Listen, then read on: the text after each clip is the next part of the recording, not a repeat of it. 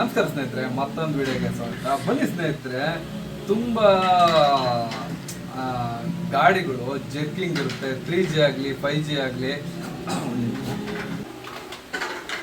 3G ಆಗಲಿ 5G ಆಗಲಿ 4G ಇವೆಲ್ಲ ತುಂಬಾ ಜರ್ಕಿಂಗ್ ಜಾಸ್ತಿ. ಹಂಗಾಗಿ ಅದ್ರದ್ದು ಮೇನ್ ರೀಸನ್ ಏನು ಅಂತಂದರೆ ನಾನು ತೋರಿಸ್ತೀನಿ ನಿಮಗೆ. ಅದಕ್ಕಿಂತ ಮುಂಚೆ ಏನು ಮಾಡ್ತಾರೆ ಅಂತಂದರೆ ಈ ಕ್ಲಚ್ ಬೆಲ್ಗಳನ್ನೆಲ್ಲ ನೋಡಿ, ಈ ಕ್ಲಚ್ ಔಟ್ರ್ ಇರುತ್ತಲ್ಲ ಇದನ್ನೆಲ್ಲ ಫೇಸಿಂಗ್ ಮಾಡಿಸೋದು ಮತ್ತು ಇದನ್ನು ಲೈನ್ಸ್ ಮಾಡಿಸೋದು ಇದೆಲ್ಲ ಮಾಡ್ತಾರೆ. ಮೇಯ್ನು ರೀಸನ್ನು ನಿಮಗೆ ಜರ್ಕಿಂಗ್ ಬರೋದು ಏನು ಅಂತಂದರೆ ನೋಡಿ, ಇದರಲ್ಲೇ ಇದು ಕ್ಲಚ್ ಲೈನಿಂಗು. ಇದರಲ್ಲೇ ಕ್ಲಚ್ ಲೈನಿಂಗಲ್ಲೇ ಎರಡು ಥರ ಬರುತ್ತೆ. ಒಂದು ಈ ಮೆಟೀರಿಯಲ್ ಇದೆಯಲ್ಲ ತುಂಬ ಹಾರ್ಡ್ ಇರುತ್ತೆ ನೋಡಿ. ನಾನು ನಿಮಗೆ ತೋರಿಸ್ತಾ ಇದ್ದೀನಿ, ಕಾಣಿಸ್ತಾ ಇದೆಯಾ? ಇಲ್ಲಿ ನೋಡಿ, ಇದಿದೆಯಲ್ಲ ತುಂಬ ಹಾರ್ಡ್ ಇತ್ತು ಅಂತಂದ್ರೂ ಜರ್ಕಿಂಗ್ ಬರುತ್ತೆ. ಅದ್ರ ಜೊತೆಗೆ ಮೇಯ್ನು ಇಂಪಾರ್ಟೆಂಟ್ ರೀಸನ್ ಏನು ಅಂತಂದರೆ ನೋಡಿ, ನಾನು ನಿಮ್ಗೆ ತೋರಿಸ್ತೀನಿ. ಇಲ್ಲಿ ನೋಡಿ, ನಾವು ಕೈಯಲ್ಲಿ ಹಿಂಗೆ ಮಾಡಿದಾಗ ಹಿಂಗೆ ಓಪನ್ ಆಗಬೇಕು ನೋಡ್ರಿ. ಇದನ್ನು ಹತ್ರಕ್ಕೆ ನೋಡ್ರಿ, ಹತ್ರಕ್ಕೆ ನೋಡ್ರಿ.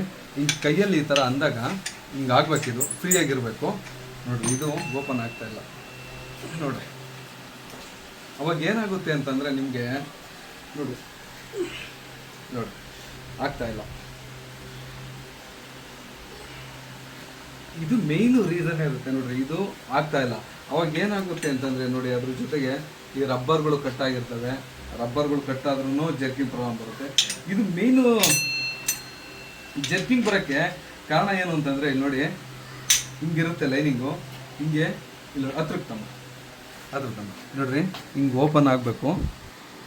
ರೈಸ್ ಮಾಡಿದ ತಕ್ಷಣ ಹಿಂಗೆ ಓಪನ್ ಆಗಬೇಕು. ಕ್ಲಚ್ ಬೆಲ್ನ ಲಾಕ್ ಮಾಡಬೇಕು. ಲಾಕ್ ಮಾಡಿದಾಗ್ಲೇ ಜರ್ಕಿಂಗ್ ಬರೋಲ್ಲ. ಅದೇನಂತಂದರೆ ನಾವು ಎಕ್ಸ್ಲೇಟರ್ ಕೊಟ್ಟ ತಕ್ಷಣ ಗಡ ಅಂತಲ್ಲ, ಗಾಡಿ ಫುಲ್ಲು ಮುಂದ್ಗಡೆದೆಲ್ಲ ಶೇಕ್ ಆಗೋದೇ ಇದೇ ರೀಸನ್ನು.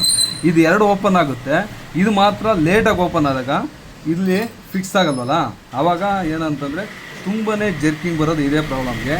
ಮೇಯ್ನು ನೀವು ಏನು ಮಾಡಬೇಕು ಅಂತಂದರೆ ಕ್ಲಚ್ ಲೈನಿಂದ ಇದೆಲ್ಲ ಬಿಚ್ಚಿ ಗ್ರೀಸಿಂಗ್ ಮಾಡಿಸ್ಬೇಕು. ಅದ್ರ ಜೊತೆಗೆ ಸ್ಪ್ರಿಂಗು ರಬ್ಬರ್ಗಳು ಇಷ್ಟು ಹಾಕ್ಕೊಳ್ಳಿ. 100% ನಿಮಗೆ ಈ ಪ್ರಾಬ್ಲಮ್ ಸಾಲ್ವ್ ಆಗುತ್ತೆ. ಮೇಯ್ನ್ ರೀಸನ್ ಇರೋದೇ ಈ ಕ್ಲಚ್ ಲೈನಿಂಗ್ಗಳಲ್ಲಿ. ಇದನ್ನು ನೋಡ್ಕೊಳ್ಳಿ ಅಂತ ಹೇಳ್ತಾ ಈ ವಿಡಿಯೋ ಏನು ಮಾಡ್ತಾಯಿದ್ದೀನಿ. ಓಕೆ, ಬಾಯ್.